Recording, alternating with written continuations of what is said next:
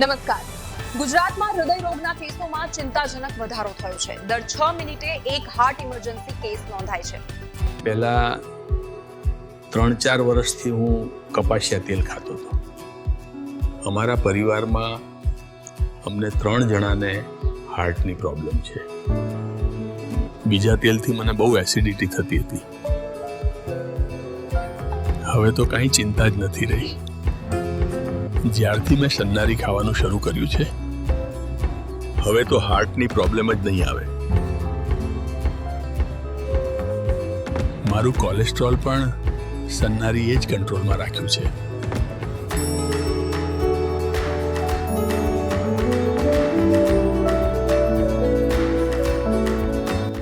અમારા પરિવારની સાચી પસંદગી હતી સન્નારી ગ્રાઉન્ડનટ ઓઇલ.